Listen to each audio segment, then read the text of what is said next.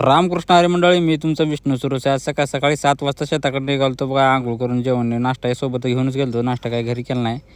आलो शेतात. इकडे येऊन जाताना काही आपले पवनचक्की झाकून गेली ती पूर्ण धुई पडलेली ती एकदा काही पण चोरून येईल तर काही वाटलं तर पंखी पवनचक्कीच्या आपल्या शेतात बसल्या. मग आलो इथं रोडला लावलो गाडीनं. आलो इकडं का असं चालत येऊन इकडं कोट्याकडे आलो आणि महेशला जनावर सोडायला लावलो. महेश जनावर घेऊन गेला तिकडं. मी जरा शेण काढून घेतलो आणि नाश्ता घेऊन आलो. नाश्ता थंड होतोय म्हणून मी नाश्ता करून घेतलो समजायचं. आम्ही नाश्ता करून इकडे डायरेक्ट आलो इकडं सोयाबीनच्या रानाकडे. इकडं आपलं इकडे रानातलं सोयाबीन काढायला आलं. मग सोयाबीन काढलो आणि इकडं लगेच आबाळ दुपारी 2 वाजताचं आबाळ लगेच बरोबर येऊ लागलं. मग बरोबर पाऊस बिऊस येईल म्हणून गोळा करून घेतलं जेवढं काढलेलं आहे तेवढं. आणि लगेच आईचा बी कॉल आला तर या झाला भाकरे म्हणून आलो इकडं घराकडं. इकडं आईनं डायरेक्ट निवड दाखवायचं होतं. आम्ही इकडं आलो शिवरच्या इकडं फळमुटक्याचं निवड दाखवलो आणि मी इकडं दाखवलो इथले आपल्या शेतापासल्या आईला.